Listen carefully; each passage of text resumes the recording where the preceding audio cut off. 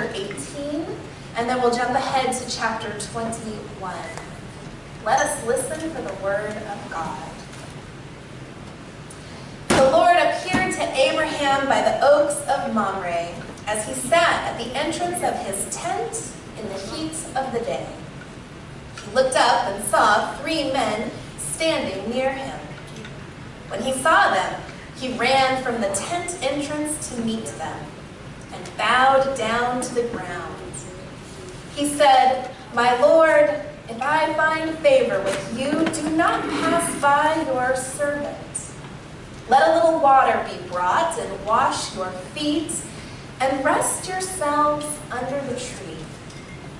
Let me bring a little bread that you may refresh yourselves, and after that you may pass on, since you have come to your servant." So they said, "Do as you have said." And Abraham hastened into the tent to Sarah and said, "Make ready quickly 3 measures of choice flour, knead it, and make cakes." Abraham ran to the herd and took a calf, tender and good, and gave it to the servant who hastened to prepare it. Then he took curds and milk and the calf that he had prepared and set it before them. And he stood by them under the tree while they ate. They said to him, "Where is your wife Sarah?" And he said, "There, in the tent." Then one said, "I will surely return to you in due season, and your wife Sarah, shall have a son." Sarah was listening at the tent entrance behind him. Now Abraham and Sarah were old, advanced in age. It had ceased to be with Sarah after the manner of women. So Sarah laughed to herself, saying, "After I have grown old, and my husband is old, shall I have pleasure?" The Lord said to Abraham, "Why did Sarah laugh and say, 'Shall I indeed bear a child now that I am old?' Is there anything too wonderful for the Lord? At the set time I will return to you in due season, and Sarah shall have a son." But Sarah denied, saying, "I did not laugh," for she was afraid. He said, "Oh yes, you did laugh." And we'll jump ahead to chapter 21. The Lord dealt with Sarah as he had said, and the Lord did for Sarah as he had promised.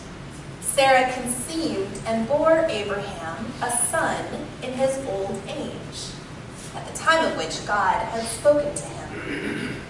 Abraham gave the name Isaac to his son, whom Sarah bore him, and Abraham circumcised his son Isaac when he was 8 days old, as God had commanded him.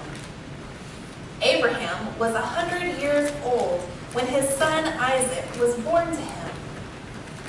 Now Sarah said, "God has brought laughter for me. Everyone who hears will laugh with me." And she said, "Who would have ever said to Abraham that Sarah would nurse children? Yet I have borne him a son in his old age." This is the word of the Lord. Thanks be to God.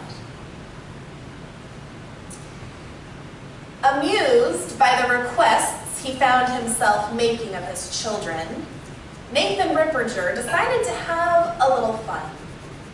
He was raising 5 young boys, and so he had a lot of material to work with. There were a lot of funny things that were said in his house. Now, he could have just shared these in his family group text. He could have just posted them to his Facebook page, but being a graphic designer, he decided to have a little fun with it. He took it a step further. He created these terrific images that go along with some of the funny things he found himself saying as a parent. He posted them to a website and they went viral. People loved them.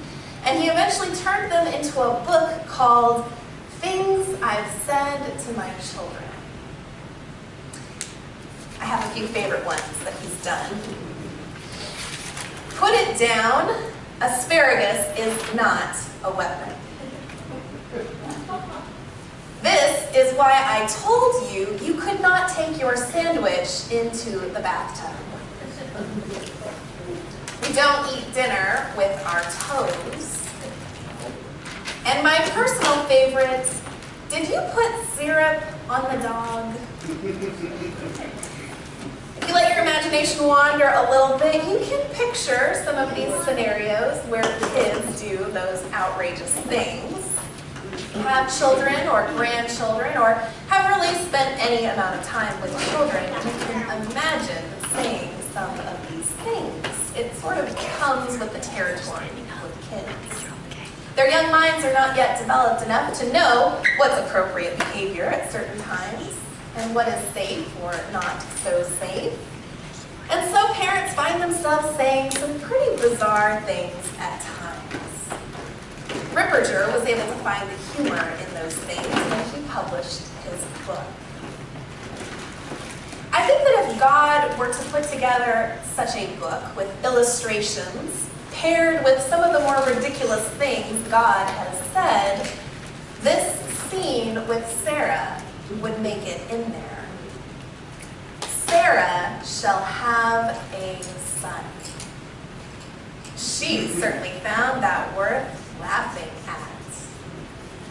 Now, a while before, God had told Abraham and Sarah that they would be parents, that they would have many generations follow after them, more than the stars in the sky. But then a bit of time passed, and then a whole lot of time passed, and Sarah and Abraham got old.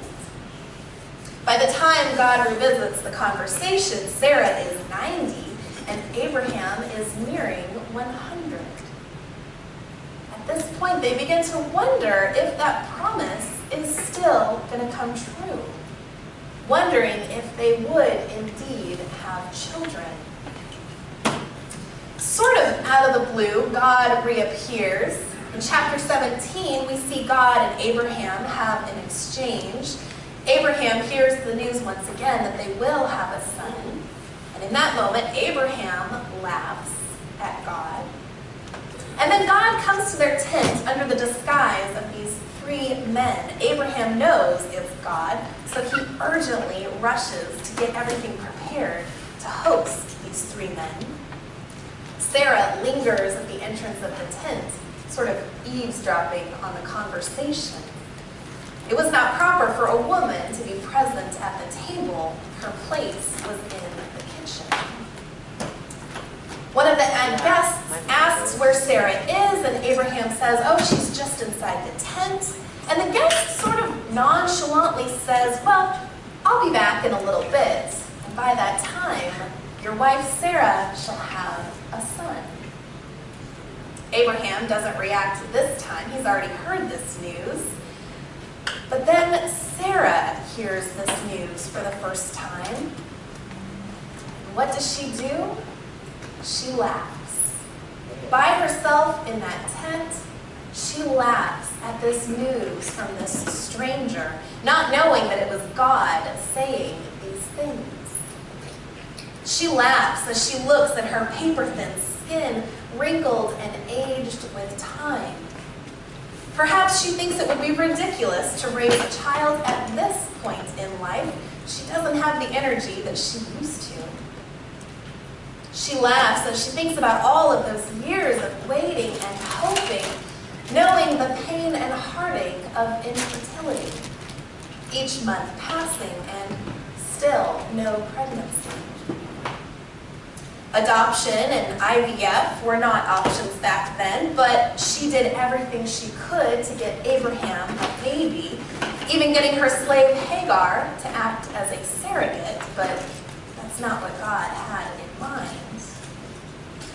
Sarah laughs as she remembers those years of hot flashes and hormonal swings. She's already gone through menopause, so carrying a baby seems physically impossible. Of course, we don't don't know exactly what's going through Sarah's mind as she laughs, but we know that she laughs. She laughs not knowing this is God speaking at the tent, not knowing that these strangers' words would indeed come true.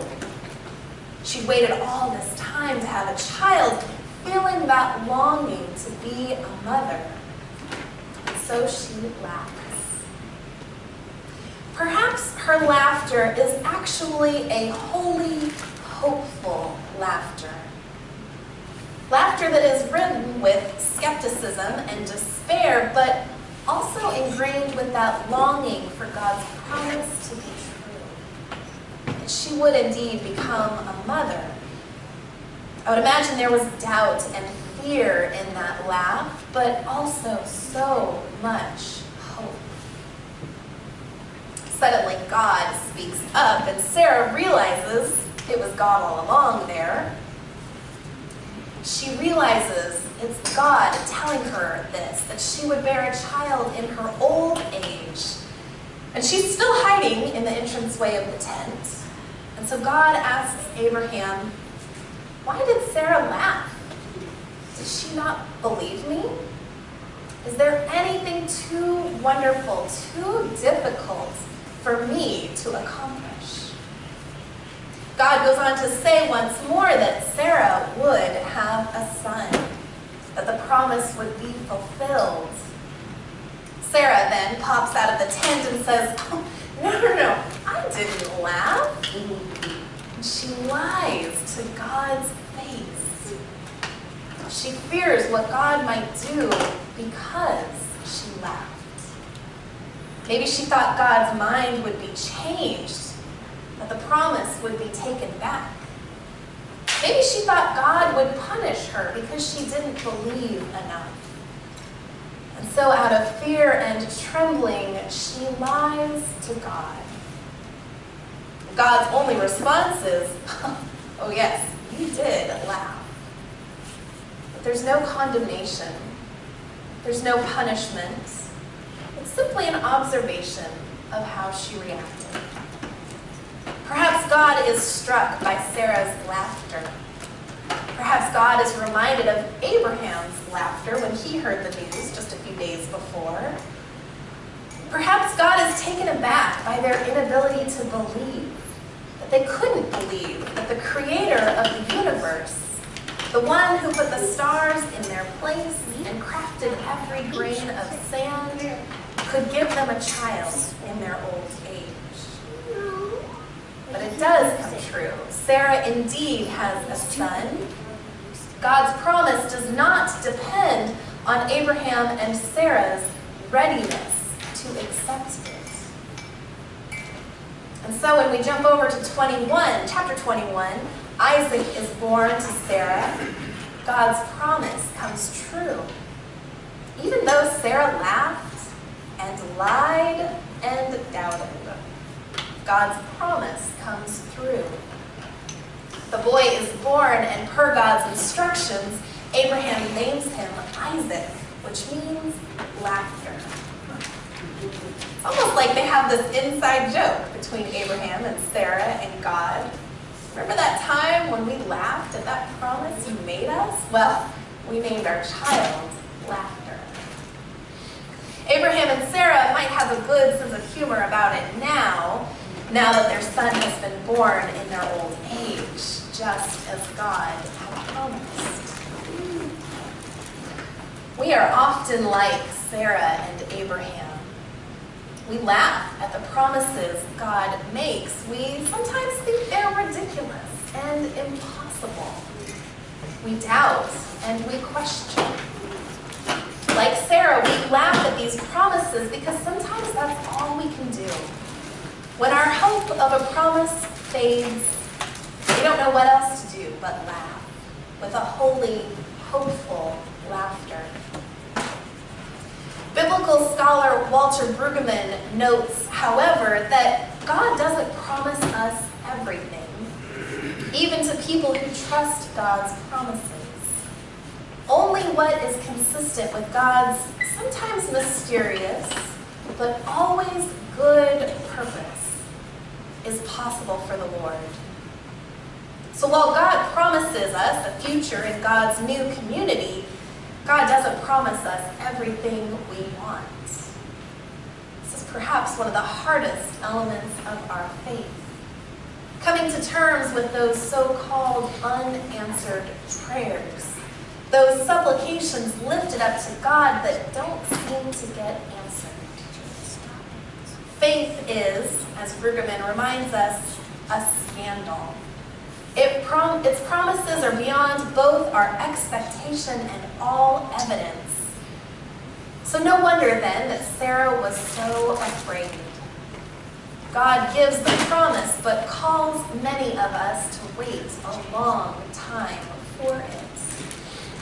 And for some, what that hoped-for promise is just doesn't come true. When we start to doubt the plans God has for us, we can look at the story of Sarah and Abraham, remembering that they were well beyond childbearing years, and yet God gives them a son.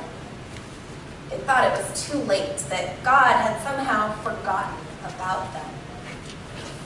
How often do we experience this fear that God has forgotten about us? That the plans God has for us have an expiration date, and if we miss the window, it's gone for good. How often do we fear that God is going to change God's mind because we laugh or doubt or question?